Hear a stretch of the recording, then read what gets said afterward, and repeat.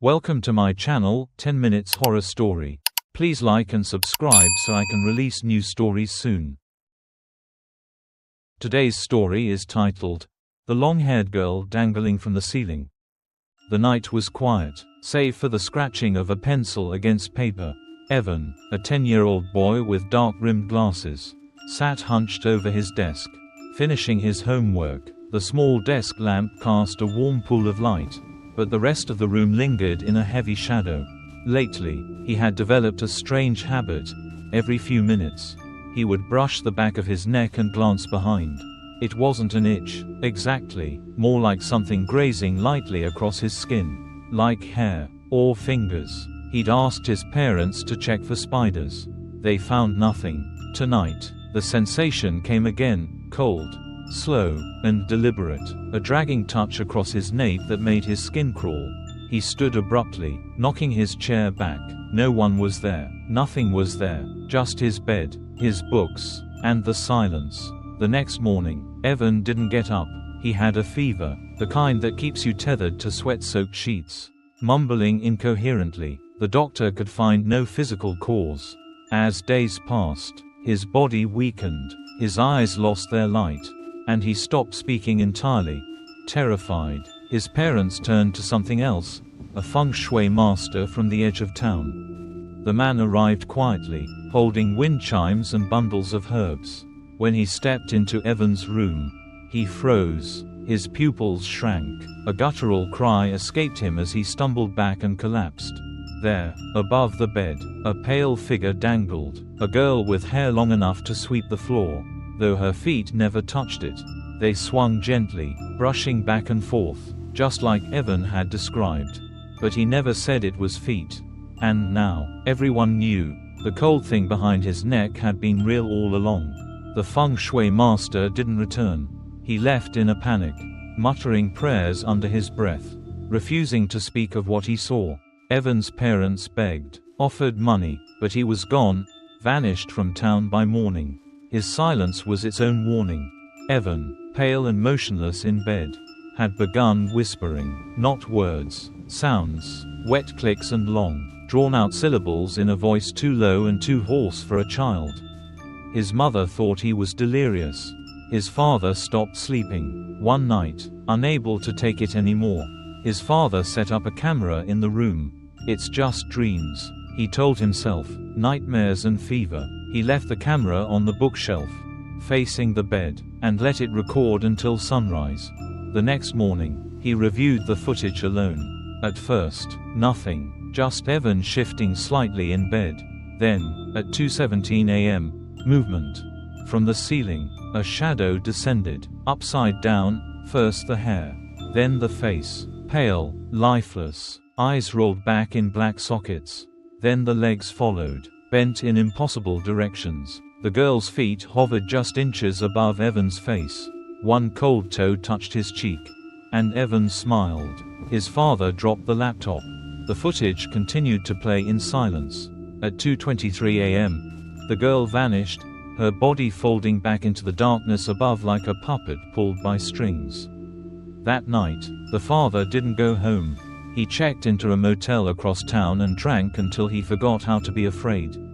But Evan wasn't alone, and the thing on the ceiling, it was just getting started.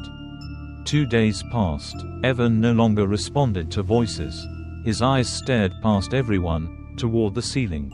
His lips moved sometimes, mouthing silent words. His mother, desperate, slept by his side, holding his hand, but even in sleep, she felt it, the air growing heavy, colder than any open window could explain. Then came the tapping. It started as a faint noise, like fingernails against drywall. At first, she thought it was rats in the attic, but rats don't follow patterns. This tapping came in threes, then silence, then threes again. Like a message, or a rhythm.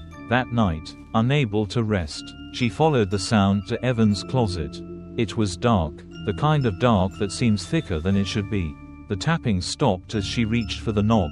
She hesitated, then opened it. Empty. Just old shoes and toys Evan no longer used. But the moment she closed the door, the sound came back. louder, this time, from inside the wall. The next morning, she tore the drywall apart with her bare hands. Nails snapped, plaster cracked, her fingers bled, but she didn't care. Something was behind there, watching, breathing. What she found made her scream. Pressed flat between the wooden studs, as if part of the structure, was a moldy, brittle photograph. A girl, maybe 16, standing in what looked like Evan's room, decades ago.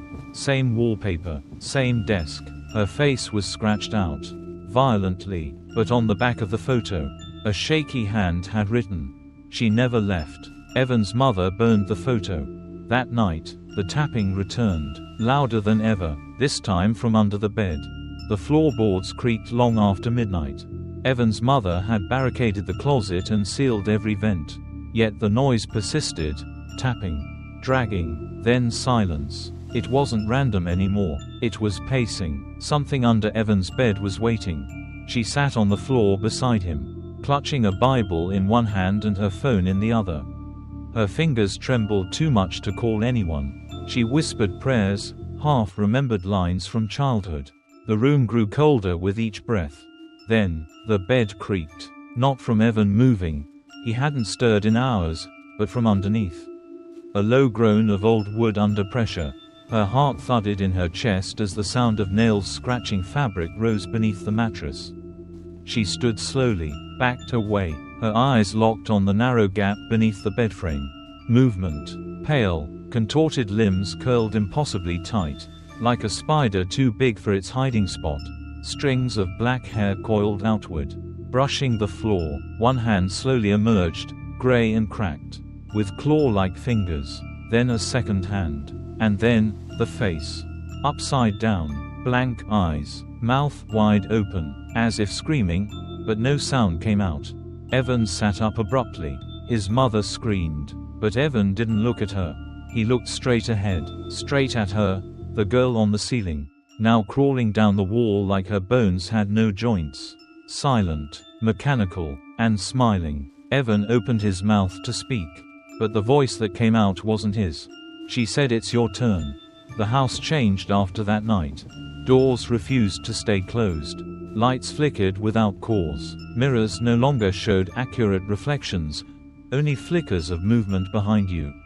Shadows that didn't belong. Evan's mother had fled in the early morning, dragging her son to a neighbor's house, screaming for help, but by the time they returned with others, the girl was gone, and Evan was different. He no longer spoke. He didn't sleep, eat, or blink much. He just stared, always toward corners, ceilings, or doorways, places where she might return. A priest was called, then another. Crosses were nailed into the walls. Holy water sprinkled across Evan's room, but nothing held. The wood cracked, the crosses fell, and every single night, the tapping came back, always at 2:17 a.m. That's when Evan started drawing. Pages and pages of crude sketches, rooms filled with eyes, mouths stitched shut, and a girl hanging upside down from the ceiling. One picture showed the family house buried under dirt, with a single phrase written beneath it. It was always her house. Digging through town archives, Evan's father discovered something terrifying. 50 years ago, the property had belonged to a girl named Eliza Mayer.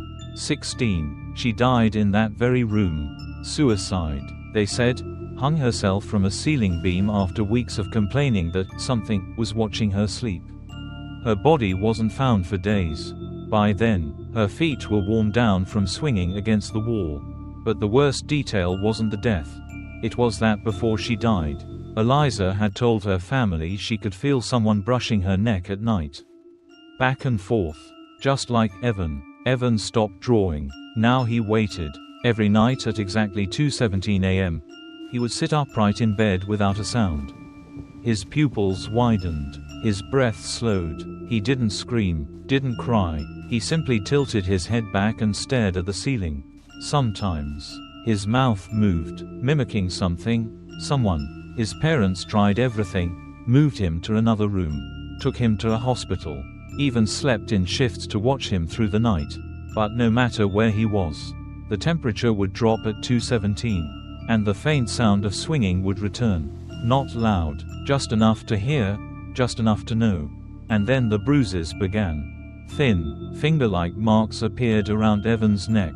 His skin pale, his energy drained. A doctor said it was stress.